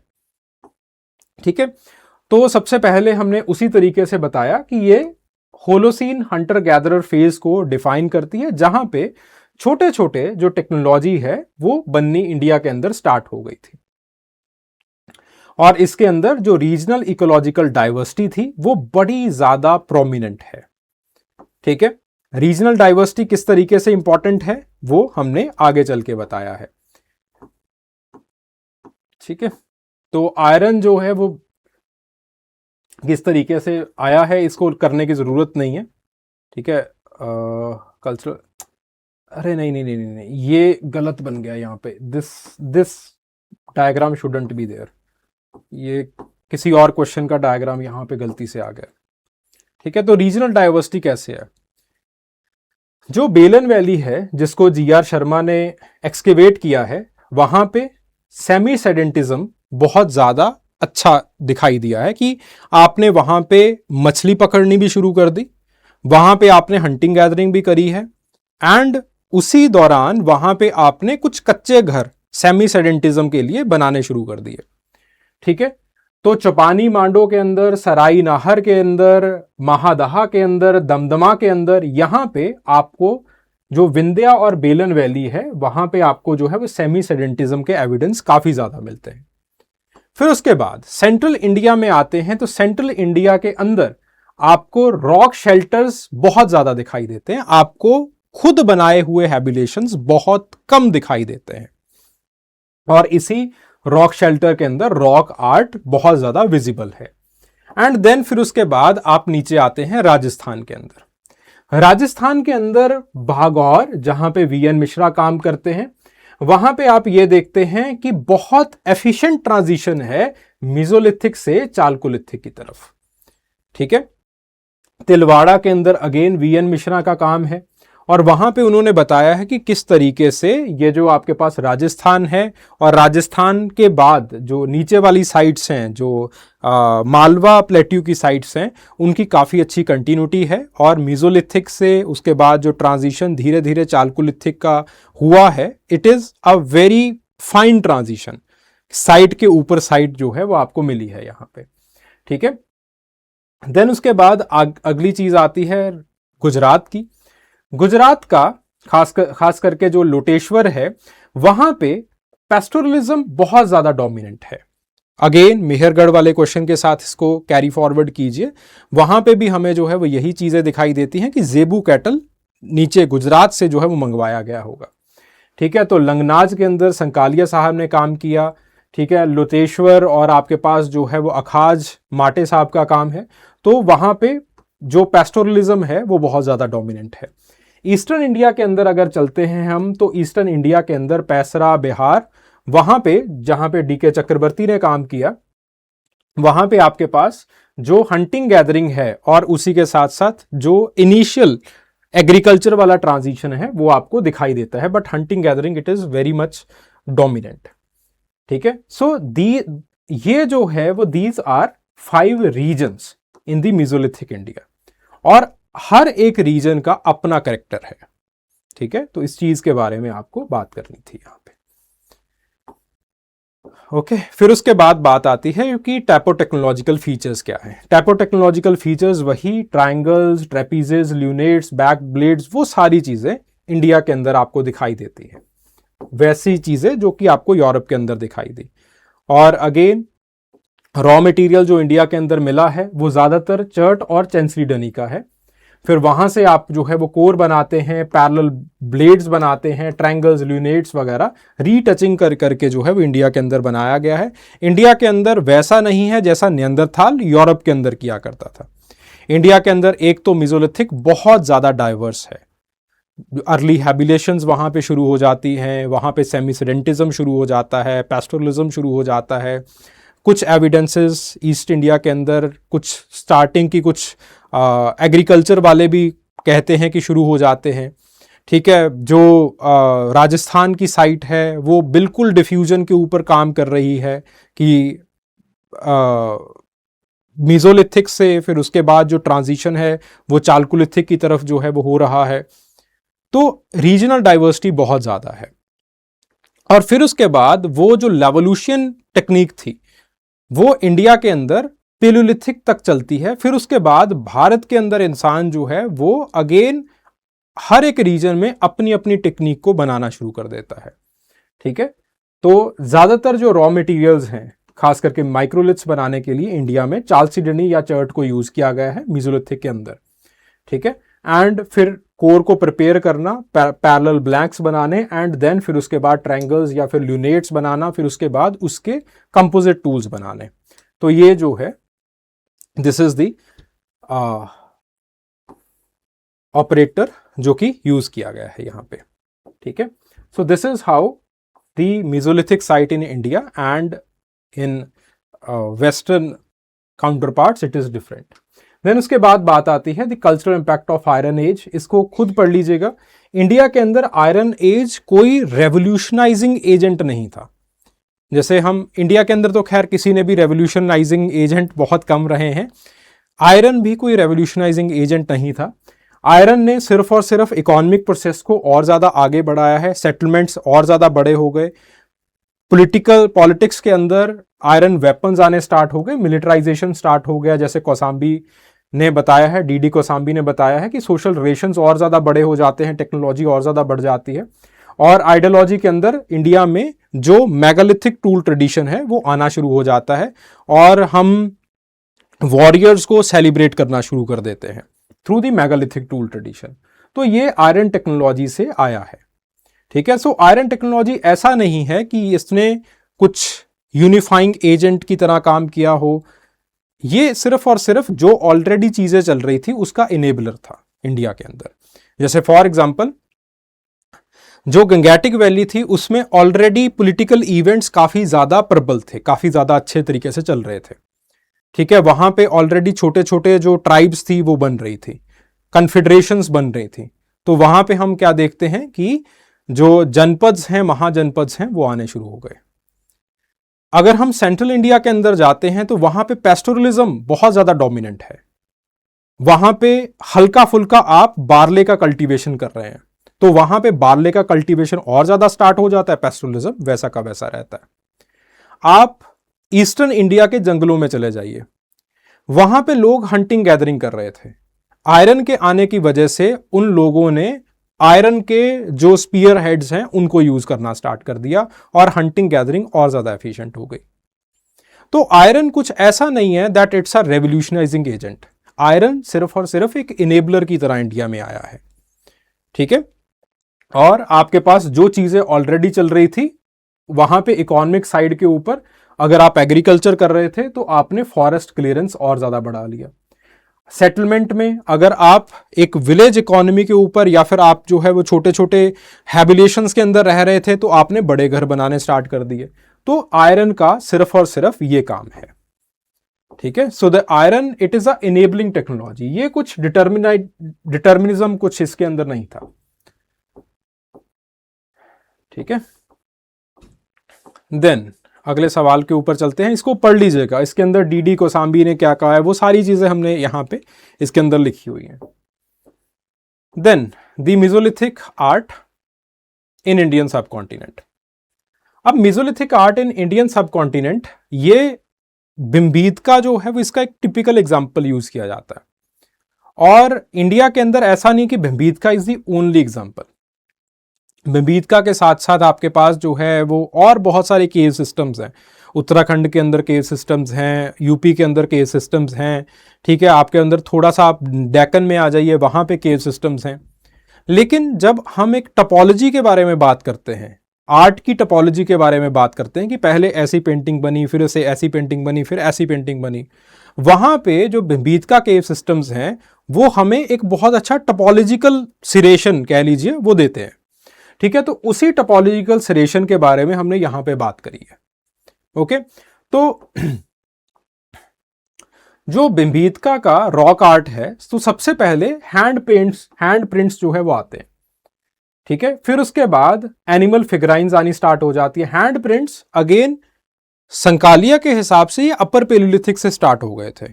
अब संकालिया के जो वर्ड्स हैं कि ये अपर पेलियोलिथिक से स्टार्ट हो गए थे, ये थोड़े से कंट्रोवर्शियल है, ठीक है। तो होल्ड इट, सिर्फ और सिर्फ इसको ओल्डेस्ट लिखना है, ठीक है। तो सबसे पहले वहां पे हैंड प्रिंट्स आपको दिखाई देते हैं इन दी ओल्डेस्ट केव सिस्टम्स। फिर उसके बाद आप कुछ नए केव सिस्टम्स के अंदर आते हैं तो आपको एनिमल फिगराइंस बने हुए दिखाई देने शुरू हो जाते हैं। फिर उसके बाद आप बिल्कुल लेटेस्ट लेयर के अंदर अगर आते हैं, वहां पे आपको ऐसे हंटिंग सीन्स जो है वो दिखाई देने शुरू हो जाते हैं। एंड अकॉर्डिंग टू वकनकर, मथपाल, आर्ट एक सोशल रिकॉर्ड थी, एक लैंडस्केप थी। अब सोशल रिकॉर्ड क्या होता है, जैसे फॉर एग्जांपल आजकल किताबें हमारा सोशल रिकॉर्ड है, ठीक है। तो आर्ट उस तरीके से एक सोशल रिकॉर्ड की तरह जो है वो काम किया करती थी, ठीक है।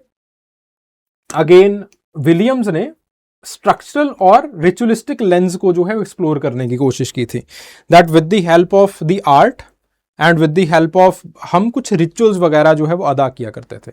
ऑल्दो ये वाला जो लेंस है इसको बहुत सारे लोगों ने ज्यादा माना नहीं है। जो वकनकर का और मथपाल का लेंस है सोशल रिकॉर्ड वाला, सब ज्यादा से ज्यादा लोगों ने इसी चीज को माना है, ठीक है। जो पिगमेंट्स यूज किए जाते थे, रेड, ओचर, वाइट, लाइम वगैरह, इसको यूज किया जाता था। जो मेजर साइट्स हैं वो हैं भीमबेटका की, आदमगढ़ की, पंचमराही केव सिस्टम की और मिर्जापुर की, ठीक है। So these are the major sites. चलिए अगले सवाल के ऊपर चलते हैं। Enumerate the evidences of the animal domestication in the Indian microlithic industry, ठीक है। अब अगेन पहले वहां पे क्या सवाल था, मेहरगढ़ के पर्सपेक्टिव से लिखना था, तो हमने थोड़ा सा सवाल को डिल्यूट कर दिया कि हमने जो टेक्निकल एस्पेक्ट्स हैं उनके बारे में ज्यादा बात नहीं की।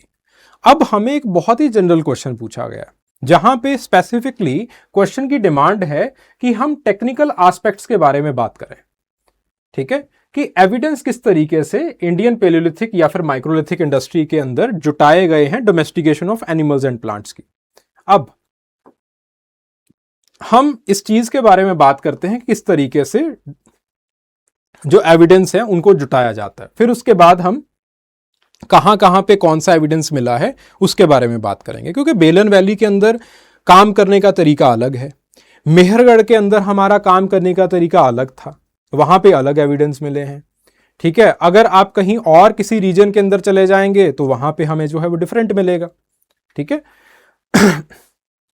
तो दिस इज हाउ इसकी प्रमाणिकता के बारे में बात की जाती है। सबसे पहले हम ये देखते हैं that there is the morphological size reduction. जैसे फॉर एग्जांपल जब हम मेहरगढ़ की बात कर रहे थे, ठीक है, in this particular sense Baghor, Loteshwar, Ahmadgarh, यहां पे हमने ये देखा है कि जो कैटल का साइज है वो छोटा हुआ। जैसे मेहरगढ़ के अंदर भी हमने ये देखा था कि जो जेबू कैटल है, अगर हम उसको लोटेश्वर के साइज के अंदर, या फिर आपके पास जो गुजरात के जंगलों के जो जेबू कैटल थी उसके जो एविडेंस मिले हैं, उसका साइज और मेहरगढ़ के एनिमल्स या फिर जेबू कैटल का साइज अगर हम कंपेयर करें तो मेहरगढ़ के अंदर हमें छोटा मिलेगा।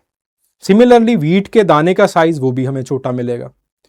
तो ज्यादातर ये देखा गया है कि जैसे जैसे हम किसी चीज का डोमेस्टिकेशन करना स्टार्ट कर देते हैं तो उसकी टेमिंग की वजह से कह लीजिए तो उसका जो साइज है वो छोटा होना स्टार्ट हो जाता है। Although it's a very weaker evidence, ये शर्तिया एविडेंस नहीं होता है। तो इसीलिए बाघौर के अंदर जहां पे वीएन मिश्रा ने काम किया, हम अक्सर ब्रैकेट के अंदर ये डालते हैं कि इसके शर्तिया एविडेंस हमें जो है वो डोमेस्टिकेशन के नहीं मिले हैं।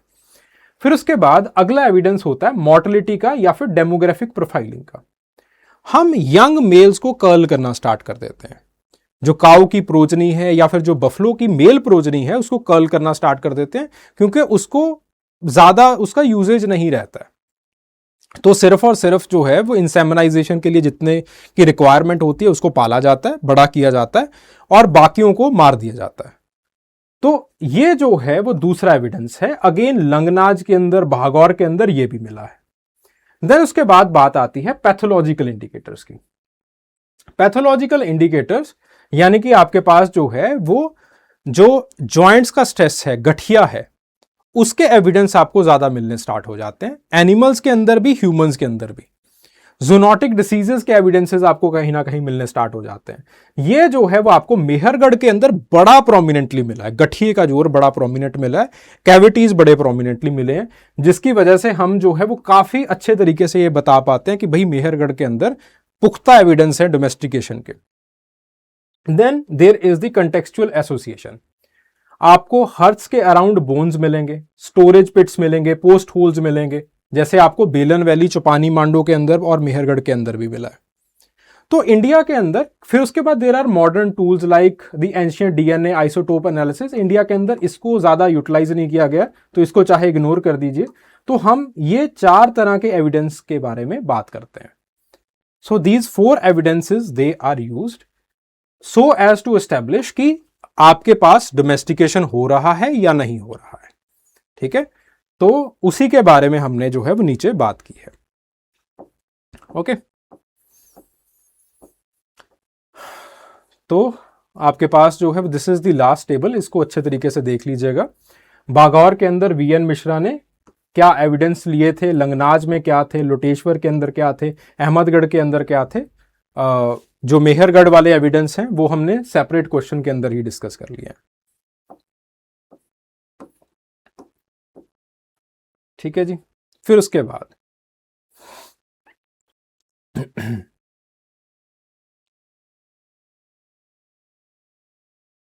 अगले सवाल के ऊपर आते हैं। Describe the features of the early farming cultures and the Neolithic of the north east.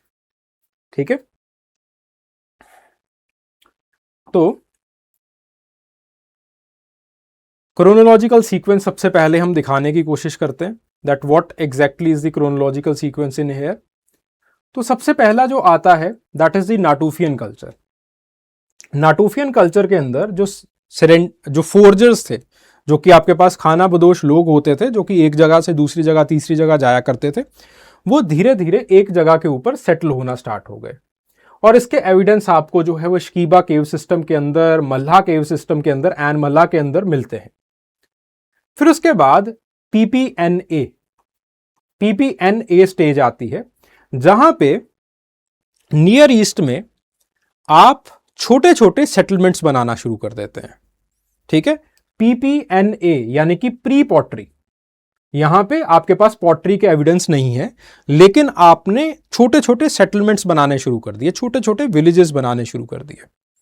सो इसके एविडेंस और उसी के साथ साथ आपने कल्टीवेशन शुरू कर दी। इसके एविडेंसेस आपको जरीचो और गॉप की टेपे के अंदर जो है वो मिलते हैं।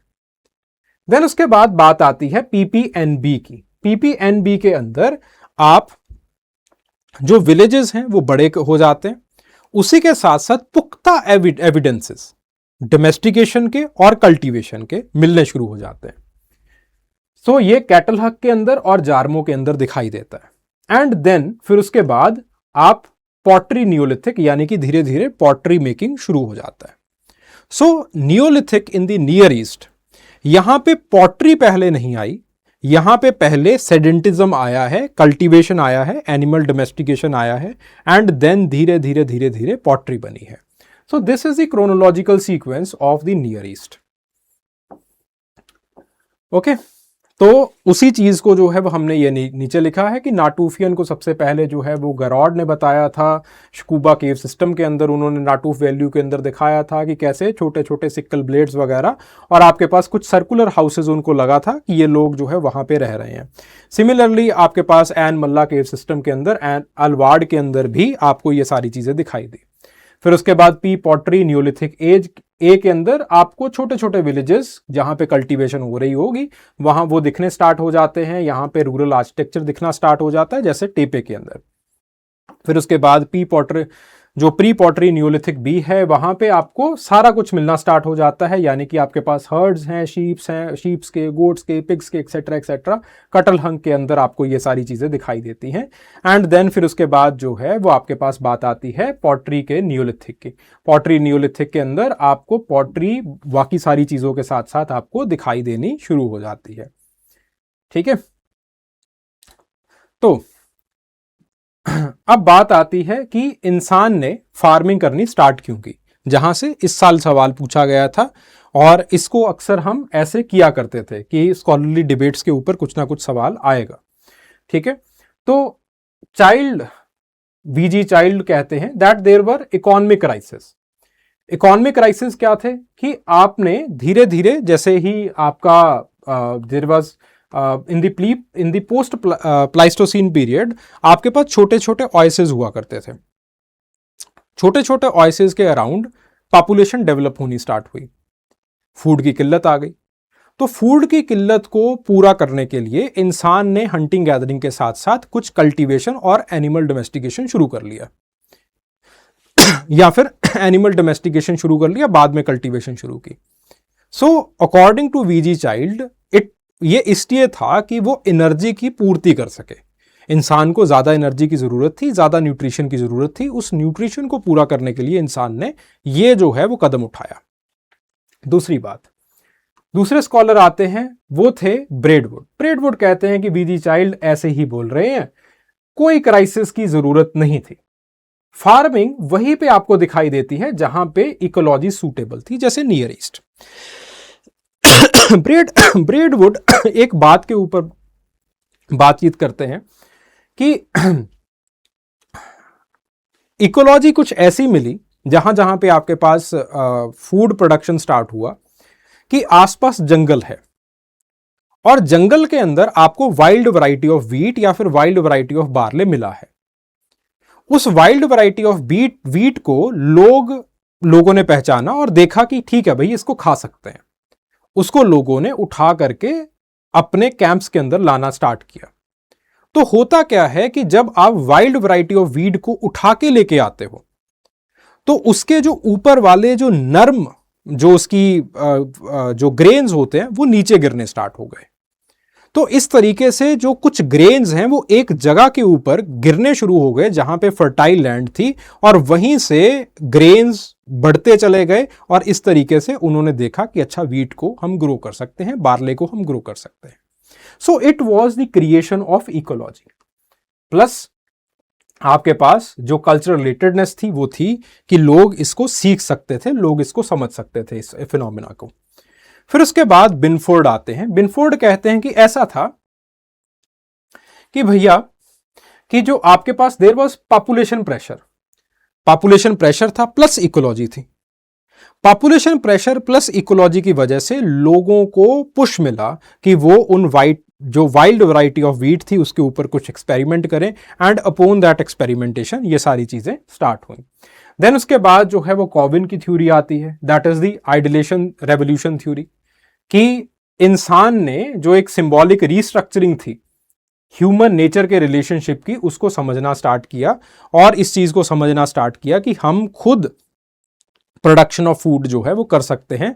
और जब उन लोगों ने जो वीट है, बार्ले है, इसके जरिए इस चीज को देखा कि भैया हम खुद भी चीजों को उगा सकते हैं, हमें भूखे मरने की जरूरत नहीं है, भूखे रहने की जरूरत नहीं है, तो लोगों ने इस रेवोल्यूशन को स्टार्ट किया।